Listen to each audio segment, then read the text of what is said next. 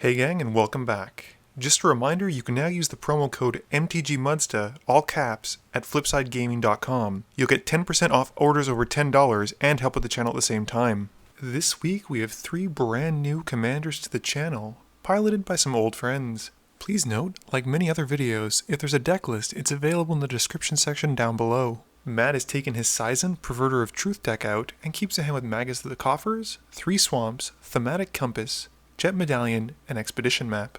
Original Mike is playing his Sharuum the Egomont deck and keeps a hand with Soul Ring, Blasting Station, Stunt Double, Sidisi Undead Vizier, a Darkar Wastes, Halimar Depths, and Evolving Wilds. Trevor has sleeved up a Gishath deck and keeps a hand with Cliffchop Retreat, Fortified Village, Enlightened Tutor, Temple of Plenty, and Elemental Bond. Lastly, Sean has built Feldon and keeps a hand with 2 Mountains, Cathartic Reunion, Gitu Encampment, Lightning Greaves, Magus of the Wheel, and Faithless Looting. Mike wins the die roll and starts us off. Mike plays an Evolving Wilds and passes turn. Sean plays a Mountain and casts Faithless Looting. He pitches Magus of the Wheel and Memory Jar. Matt plays a Swamp and casts an Expedition Map. Trevor plays a Temple of Plenty, scrying the top card to the bottom of his library. At the end of turn, Mike cracks the Evolving Wilds to go and grab a Swamp. Mike plays a Halimar Depths for his land for turn and rearranges his top 3 cards. He then casts a Soul Ring and passes to Sean. Sean drops a Mountain and casts Cathartic Reunion, discarding a land and Illusionist Bracers. Matt plays a Swamp and casts Jet Medallion. With nothing else, he passes turn. Trevor plays a Clifftop Retreat tapped and passes turn. Mike plays an Adakar Wastes and plays Rhystic Study before passing to Sean. Hopefully he has better luck with it than I do. Sean plays a Mountain and passes. Matt plays a Swamp and cracks the Expedition Map to go and find Cabal Coffers. Trevor plays a Mountain and casts Rites of Flourishing. He then drops a Fortified Village and passes turn. Mike draws 2 and plays Temple of Enlightenment, scrying the top card to the bottom. He then casts a Viscera Seer and passes. Sean plays a Throne of the High City for his land for turn and passes. Matt plays a Swamp and a Cabal Coffers as his lands for turn. He then activates the Cabal Coffers to give him enough mana to cast Seizan, Perverter of Truth, and Mike draws for the study. Matt then plays a Thematic Compass, letting Mike draw once more. Trevor draws 4 cards and loses 2 life on his turn, which isn't too shabby. Trevor then plays a Mossword Bridge and hides away a card.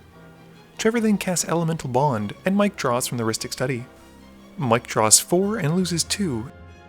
Mike then plays an Underground River and an Island for his land drops. Mike then casts Oath of Lieges, which is one of my favorite oaths, before he casts a Blasting Station. Mike then casts a Fabricate, and Sean flashes in Dualcaster Mage to copy the spell, paying the 1 extra for the study. Mike grabs a Phyrexian Metamorph, and Sean grabs a Crucible of Worlds. Mike then has to discard and passes to Sean. Sean does the thing, drawing and losing life, and plays a Mountain. He then casts Crucible of Worlds, paying 1 for the study trigger, before dropping Gaia Reach Sanitarium for his 2nd land for turn. Moving to combat, he swings a Dualcaster Mage at Mike for 2. Sean then discards down to 7.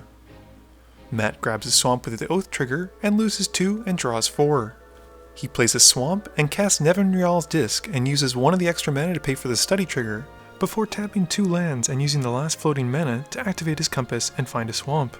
Matt then plays the Swamp he found and moves to his end of turn. This triggers the Lantern and it flips to Spire of Orzika. Trevor grabs a Plains with the Oath trigger and casts Enlightened Tutor before the Seizan trigger resolves. He finds Mirari's Wake, putting it on top and drawing 4, taking 2. Trevor doesn't want to play much with the disc on the field and moves to discard before passing to Mike. Mike grabs the best card in the game, an Island, with his Oath trigger and plays a Swamp and an Island in his main phase. Mike then pays to cast Sharuum, which Trevor responds to with a timely red Elemental Blast. Mike asks if Trevor paid the 1 for it, and when he doesn't, casts Negate to try and counter the red Elemental Blast. And while Mike is drawing, Sean brings out Fork to copy Mike's Negate. This negates the Negate. Sharuum is countered, and Sean puts the Fork in the graveyard, letting us all appreciate the sweet altered art. With nothing else, Mike passes turn. Sean grabs a Mountain from the Oath, and plays a Mountain and Desert of the Fervent in his main phase. Sean then casts Wild Guess, which has him pitching Bogart and Hellkite. Sean then casts a Reckless Fireweaver, and passes to Matt. In a surprising turn of events, Matt grabs a Swamp from the Oath trigger before drawing 4 and losing 2 life, and wastes no time cracking the disc in his main phase. Matt then activates the Coffer to cast Gauntlet of Power, naming black. Matt then casts Liliana of the Dark Realms, or as Sean calls her, land tax the Dark Realms, and upticks her to find a swamp. Matt then pays 5 to cast a Painful Quandary before discarding down to 7. At the end of turn, Trevor casts Chaos Orb, taking the 5 to shuffle in Matt's Quandary.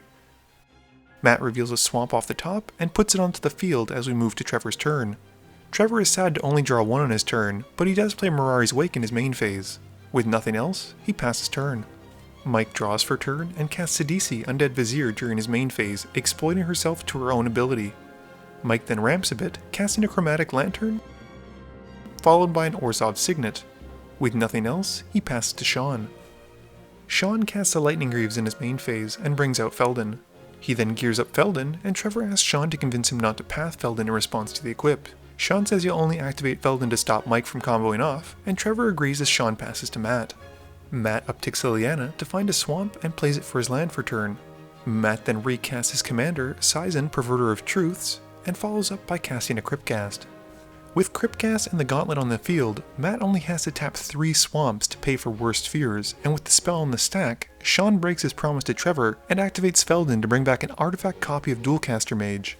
Sean has the Dualcaster Mage create a copy of Worst Fears and decides to take Matt's next turn.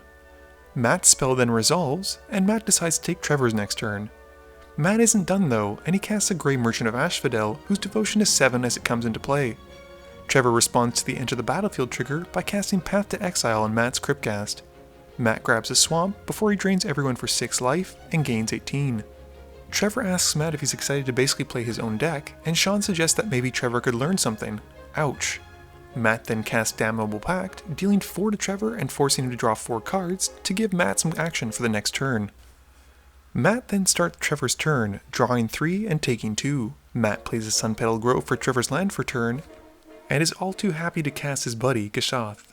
Matt then casts Thrashing Brontodon and sacrifices it by paying 1 to destroy Sean's Lightning Greaves. Matt then moves to Trevor's combat step and swings Gishath at Mike for 8. Mike takes 8, and Trevor reveals the top 8 cards, keeping any of the dinosaurs.